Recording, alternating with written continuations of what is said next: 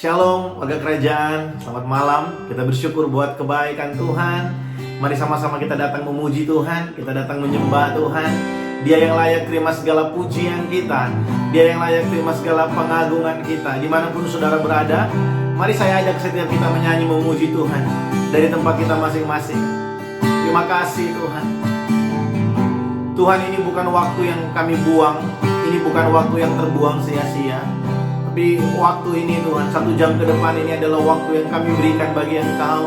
Kami mau meninggalkan segala aktivitas kami yang lain untuk kami beribadah bersama-sama dari rumah kami masing-masing Tuhan.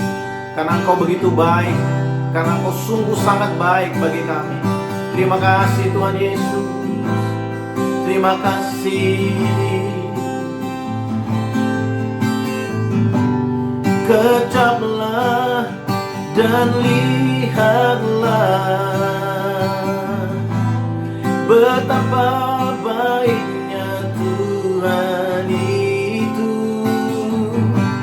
Rasakan dan nikmati kasih setia Tuhan. Kecaplah dan lihatlah betapa baiknya Tuhan itu. Rasakan dan nikmati kasih setia Tuhan. Kasih setia Tuhan.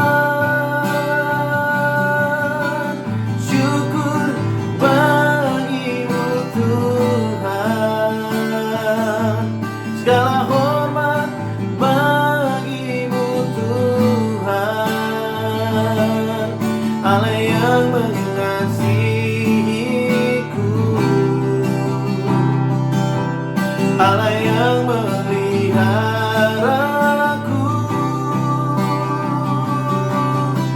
syukur bagimu Tuhan.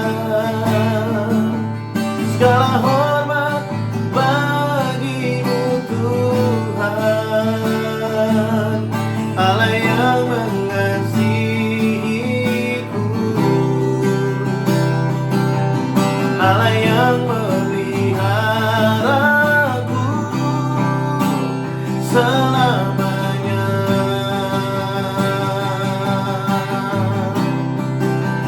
Oh, selama-lamanya.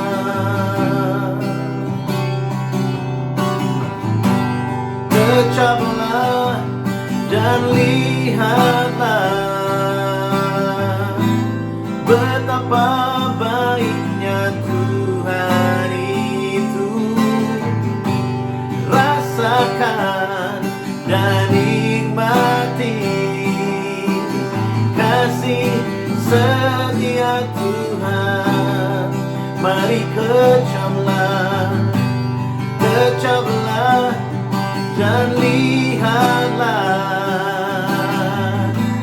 betapa baiknya Tuhan itu. Rasakan dan nikmati kasih setia Tuhan. Kasih setia Tuhan. Oh, syukur bagimu Tuhan. Segala hormat bagimu Tuhan. Allah yang mengasihiku, Allah yang memeliharaku, syukur bagimu Tuhan. Segala hormat bagimu Tuhan. Allah yang mengasihiku,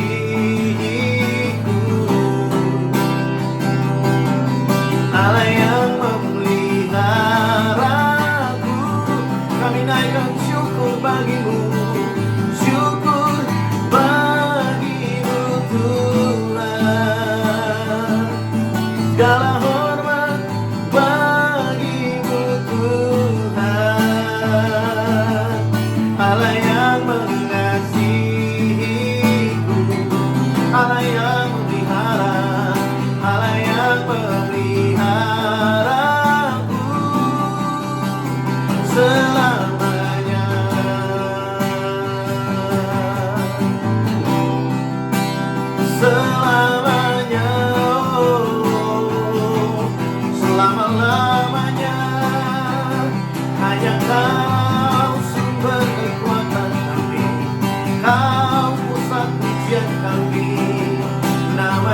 Yesus, nama Yesus,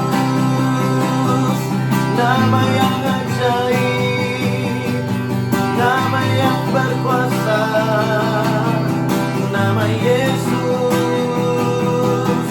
Kami sembah,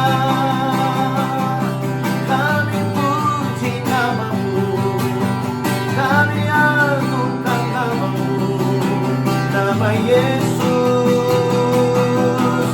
nama di atas segala nama. Kami sembah Kau, kami puji namamu, kami tinggikan namamu.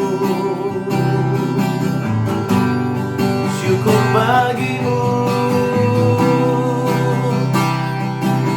syukur bagimu ya Tuhan,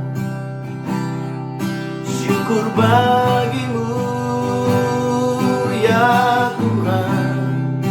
Mari bersyukur untuk keluarga kita, mari bersyukur buat pekerjaan, bersyukur buat pelayanan, bersyukur untuk segala hal yang Tuhan percayakan bagi saya dan saudara.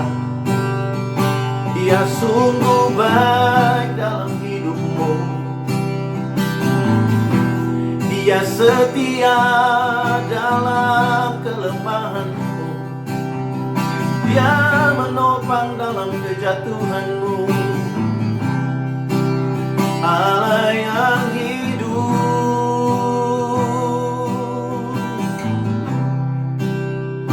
terima kasih, sungguh besar pengorbananmu bagiku, terlalu dalam untuk dimengerti,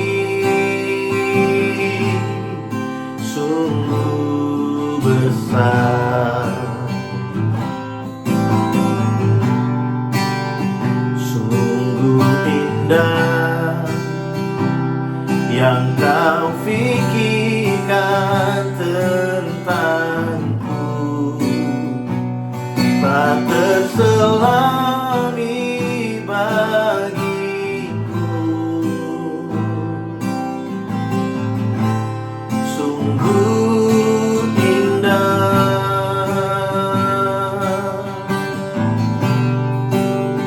sungguh besar pengorbananmu bagiku, terlalu dalam untuk dimengerti, sungguh besar, sungguh indah yang Kau fikirkan tentangku, tak terselami bagiku. Sungguh indah.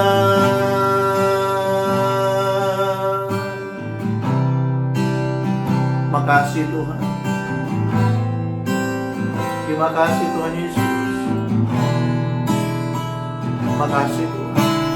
Kemanakah aku dapat pergi, menjauhi roh-Mu yang suci, Kau sahabat,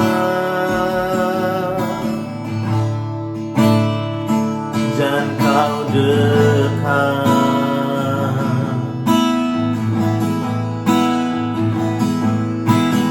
Bahkan seluruh pengabdianku tak bisa membalas kesetiaan-Mu, sungguh mulia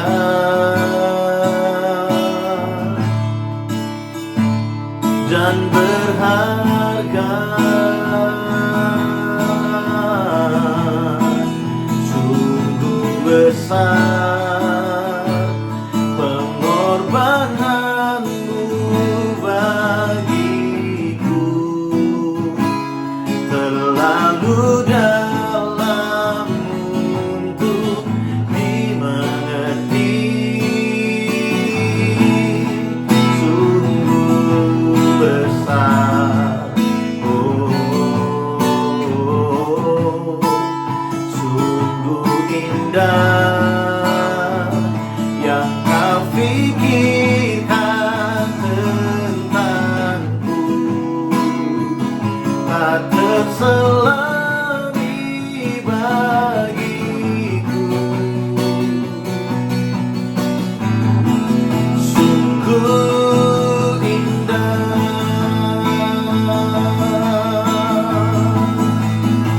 sungguh besar pengorbananmu bagiku, terlalu dalam untuk dimengerti. Sungguh besar, sungguh indah yang kau pikirkan tentangku, tak terselami bagiku. Sungguh indah.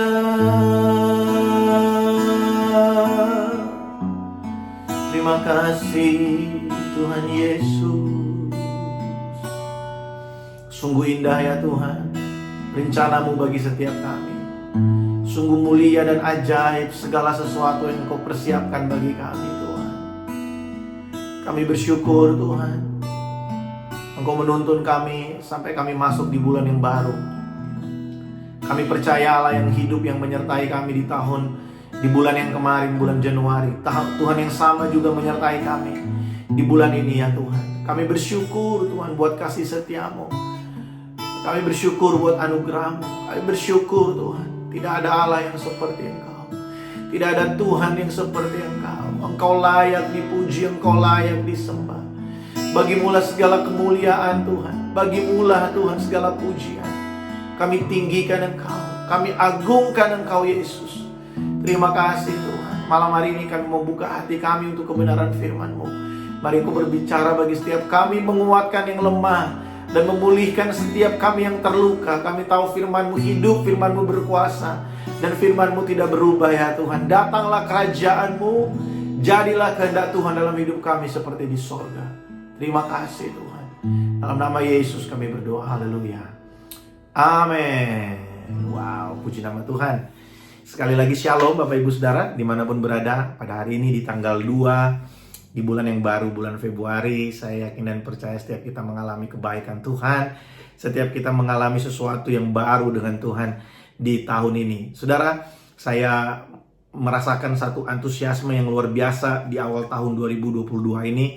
Sekalipun banyak orang berkata bahwa ada tahun ini tidak akan lebih baik dari tahun 2021, tapi saya percaya bagi kita orang percaya, sekalipun dunia ini penuh dengan ketidakpastian, tapi kita punya kepastian di dalam Tuhan bahwa Dia setia dan Dia menyertai setiap kita. Yang percaya boleh katakan amin. Bapak Ibu Saudara, malam hari ini kita akan belajar dari satu perjalanan Rasul Paulus di awal-awal mula pelayanannya. Mari kita lihat sama-sama dari Kisah Rasul pasal yang ke-13. Kisah Rasul pasal yang ke-13, kita akan membaca ayat yang ke-6 sampai dengan ayat yang ke-12. Saya akan membacakan bagi Bapak Ibu Saudara.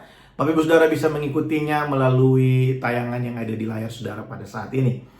Kisah Para Rasul pasal yang ke-12, mulai pasal yang ke-13, mulai dari ayat yang ke-6 sampai dengan ayat yang ke-12. Demikian firman Tuhan. Mereka mengelilingi seluruh pulau itu sampai ke Pafos. Di situ mereka bertemu dengan seorang Yahudi bernama Bari Yesus. Ia seorang tukang sihir dan nabi palsu. Ia adalah kawan gubernur pulau itu, Sergius Paulus, yang adalah orang cerdas. Gubernur itu memanggil Barnabas dan Saulus karena ia ingin mendengar firman Allah. Tetapi Elimas, demikianlah namanya dalam bahasa Yunani, tukang sihir itu menghalang-halangi mereka dan berusaha membelokkan gubernur itu dari imannya. Tetapi Saulus, juga yang disebut Paulus, yang penuh dengan Roh Kudus, menatap dia dan berkata, "Hai anak iblis, engkau penuh dengan rupa-rupa tipu muslihat dan kejahatan. Engkau musuh segala kebenaran. Tidakkah engkau akan berhenti membelokkan jalan Tuhan yang lurus itu? Sekarang lihatlah, tangan Tuhan datang menimpa engkau dan engkau menjadi buta.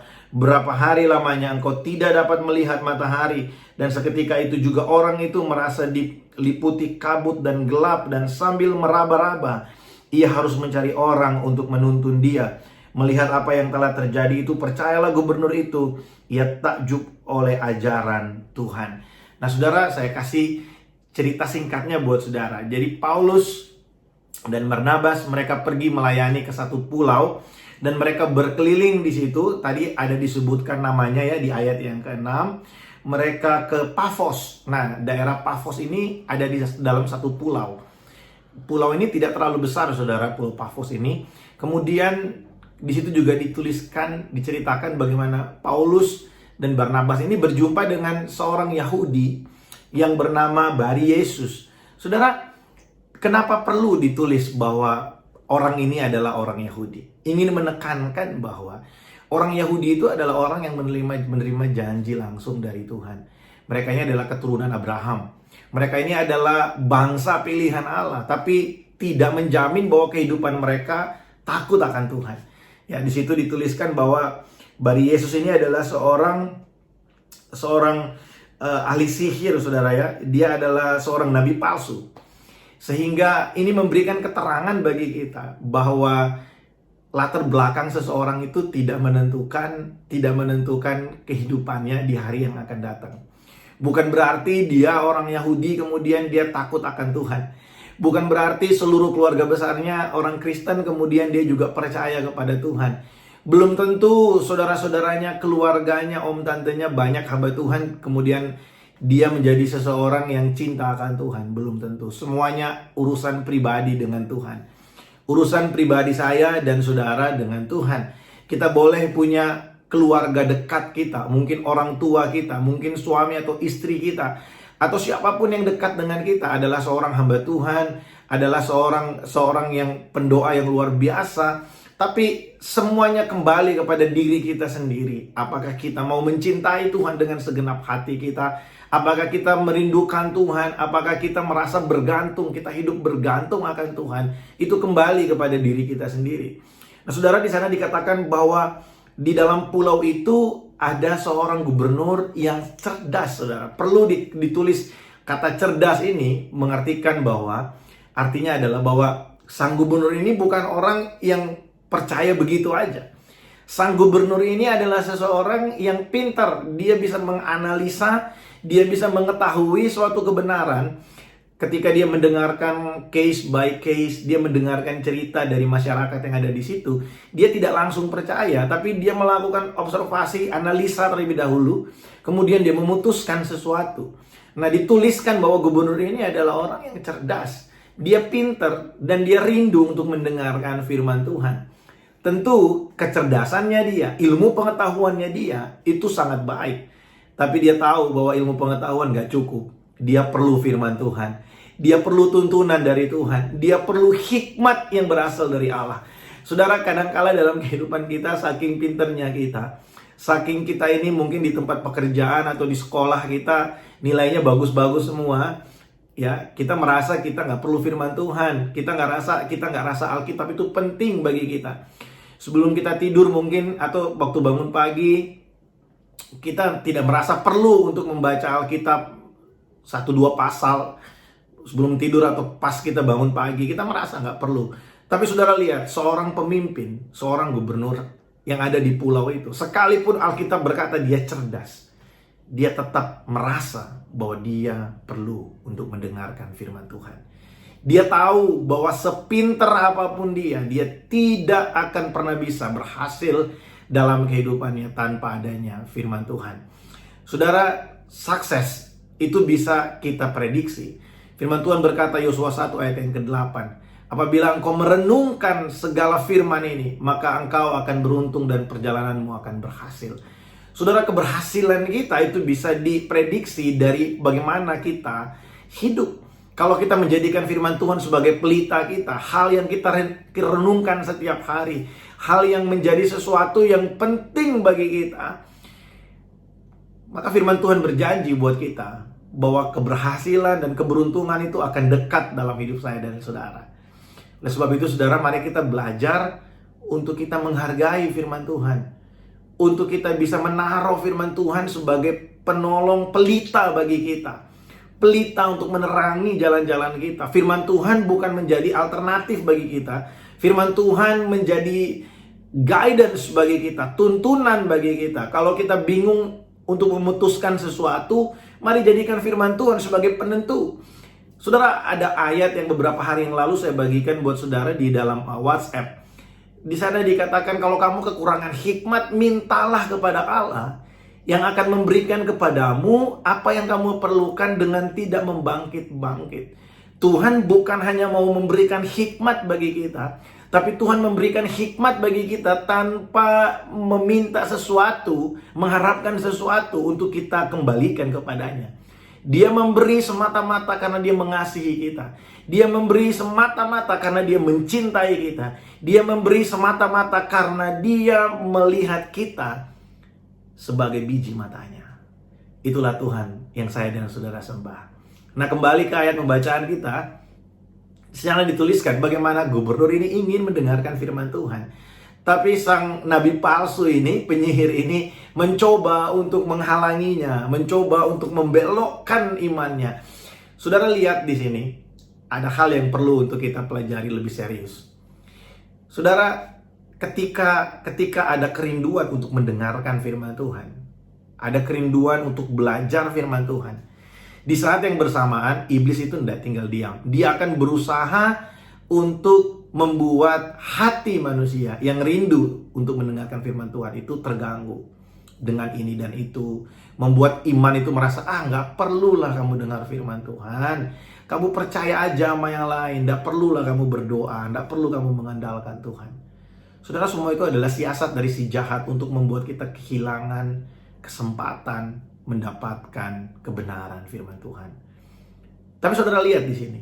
Sekalipun usaha dari iblis ingin menggagalkan sang gubernur itu untuk mendengarkan firman Tuhan, kita lihat bagaimana Tuhan berkarya melalui kehidupan Rasul Paulus dengan demonstrasi kuasa Allah. Akhirnya sang gubernur itu menjadi percaya kepada Tuhan, menjadi percaya kepada Tuhan tanpa adanya pemberitaan firman. Hanya dengan satu kejadian, hanya dengan satu momentum ketika Paulus berbicara dengan otoritas Allah, penuh dengan Roh Kudus. Dia berkata kepada penyihir itu, engkau akan buta karena engkau telah berusaha untuk membelokkan iman orang ini. Saudara, seringkali saudara, orang lain yang ada di sekeliling kita tidak peduli berapa banyak yang kita tahu tentang firman Tuhan. Mereka tidak peduli berapa banyak pasal yang kita baca setiap hari. Tapi yang mereka perlukan ini, tindakan-tindakan nyata dari kehidupan kita. Respon-respon nyata dari kehidupan kita. Respon-respon yang sungguh dari kehidupan kita. Orang gak tanya berapa pasal yang saudara baca tiap hari, berapa sering saudara berdoa, orang gak mau tahu. Yang orang mau lihat adalah bagaimana kita meresponi keadaan-keadaan di sekeliling kita. Saudara, hari-hari ini dunia penuh sekali dengan kejahatan. Di Indonesia ada banyak sekali kejadian-kejadian yang buat saya miris, saudara ya. Ada orang yang saking terdesaknya harus membunuh keluarganya, membunuh anak dan istrinya. Ada yang sampai harus melakukan tindakan kriminal. Saudara, keadaan-keadaan terdesak itu, di situ kita dituntut untuk kita bisa meresponi dengan benar keadaan yang ada di sekeliling kita. Karena firman Tuhan yang kita baca itu adalah guidance bagi kita, penuntun bagi kita untuk kita bisa melakukan apa yang benar dan berkenan di hadapan Tuhan. Oleh sebab itu saudara, seperti Paulus berhadapan nabi palsu ini, dengan penyihir ini. Biarlah setiap kita juga melihat bagaimana keberanian yang dimiliki oleh Paulus. Syaratnya cuma satu, penuh dengan Roh Kudus. Pertanyaannya sekarang, kita apakah telah dipenuhi dengan Roh Kudus? Saya percaya bahwa setiap orang yang menerima Yesus sebagai Tuhan dan Juru Selamat, waktu kita percaya, kita menerima, Roh Kudus itu tinggal di dalam kita. Seringkali yang terjadi adalah ketidaksadaran kita bahwa Roh Kudus tinggal di dalam hidup kita. Saudara, coba renungkan ini. Kalau kita sadar betul bahwa Roh Kudus ada di dalam hidup kita, Dia tinggal di dalam hidup kita, penuh dengan Roh Kudus tidak selalu berarti kita berbahasa roh. Bahasa roh itu adalah karunia. Tergantung Tuhan, terserah Tuhan akan memberikan kepada yang siapa, pada yang mana. Tapi yang penting dari penuh dengan Roh Kudus adalah bagaimana kehidupan kita dalam praktek kehidupan sehari-hari. Buat apa kita fasih berbahasa roh kalau kita juga fasih ngomongin orang lain? Buat apa kita fasih berbahasa roh kalau kita fasih juga, kita juga suka sekali untuk memaki-maki orang lain? Buat apa kita fasih berbahasa roh kalau kita pintar dalam berbohong? Tidak ada gunanya, saudara, semuanya itu. Bahasa roh bukanlah atribut-atribut untuk kita pamerkan kemana-mana. Tapi ini, penuh dengan Roh Kudus, itu berbicara bagaimana kita hidup sehari-hari, saudara. Kita hidup sehari-hari, itu menunjukkan Roh Kudus tinggal di dalam kita. Nah, seringkali kita tidak sadar bahwa di dalam diri kita ini ada Roh Kudus. Saya berbicara kepada jemaat Tuhan yang ada di Rock Malaysia. Saudara, Roh Kudus tinggal di dalam hidup saudara. Saudara itu penuh dengan Roh Kudus, sekalipun saudara belum berbahasa roh. Bukan berarti saudara tidak penuh dengan Roh Kudus. Penuh dengan Roh Kudus tidak ada hubungannya dengan berbahasa roh. Penuh dengan Roh Kudus itu erat hubungannya dengan bagaimana cara kita hidup setiap hari. Bagaimana kita menjadi influence buat orang yang ada di sekeliling kita. Bagaimana kita bisa menjadi berkat karena Roh Kudus tinggal di dalam kita. Saudara, coba renungkan ini. Kalau kita sadar betul ada Roh Kudus di dalam hidup kita nggak mungkin ngajak Roh Kudus untuk ngomongin orang lain. Kalau Roh Kudus ada di dalam hidup kita nggak mungkin ngajak Roh Kudus untuk maki-maki orang lain. Kalau kita tahu, kita sadar ada Roh Kudus dalam hati kita nggak mungkin ajak Roh Kudus untuk hidup dalam ketakutan dan kekhawatiran. Wow, saudara, ini adalah pesan yang luar biasa yang Tuhan taruhkan dalam hati saya. Saya sendiri diberkati dengan pesan ini. Nah, saya mengajak setiap kita, mari saudara, mari. Jangan biarkan waktu-waktu kita habis terbuang sia-sia di tahun ini. Mari sadari bahwa Roh Kudus tinggal dalam hidup saudara. Dan biarlah Roh Kudus yang ada dalam hidup saudara itu juga menjadi sesuatu yang membuat kita bisa menerangi dunia yang gelap ini. Saya berdoa supaya setiap kita mendapat sesuatu pada malam hari ini. Saudara, biarlah kita tetap bergairah, tetap bersemangat untuk mengiring Kristus di sepanjang tahun 2022 ini. Saya yakin dan percaya Tuhan sedang melakukan sesuatu bagi kita, bagi gerejanya Rock Malaysia. Tuhan Yesus memberkati setiap kita. Mari saya ajak kita datang berdoa di hadapan Tuhan. Terima kasih Tuhan Yesus. Kami bersyukur buat hari ini. Kami bersyukur untuk ibadah tengah minggu yang kami boleh sama-sama ikuti dari rumah kami masing-masing. Sekalipun singkat ya Tuhan. Tapi kami percaya Engkau berbicara kepada setiap pribadi.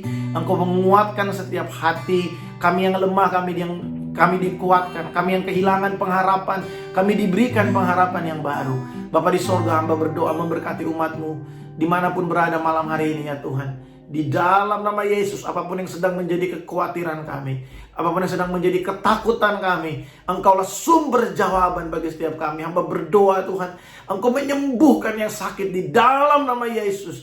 Engkau memberikan kekuatan bagi yang lemah di dalam nama Yesus. Engkau mengangkat setiap keraguan-raguan kami terhadap Engkau. Karena kami tahu Engkaulah Raja yang berkuasa atas seluruh kehidupan kami. Engkaulah Tuhan yang layak terima segala pujian dan sembah kami.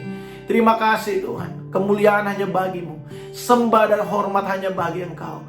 Di dalam nama Yesus, berkat Tuhan atas setiap kami. Haleluya. Amin. Puji nama Tuhan. Saudara, saya mengingatkan, mari kita membangun kehidupan kerohanian yang kuat di dalam Kristus. Saya mengajak kita untuk berpuasa bersama-sama di setiap hari Sabtu. Mungkin saudara bisa mulai berpuasa dari malam hari sampai dengan pukul 12 siang. Atau saudara bisa mulai dari makan pagi pukul 6 atau pukul 8 sampai pukul 8 malam, saudara. Ya, Yang penting dalam berpuasa itu bukan tidak makan atau tidak minum. Yang penting dalam berpuasa itu adalah bagaimana kita belajar untuk menyelipkan setiap keinginan daging, keinginan mata, dan keinginan perut kita, saudara. Biarlah Tuhan terus menyertai kita, Tuhan terus memberkati kita. Immanuel, Allah beserta dengan kita. Haleluya.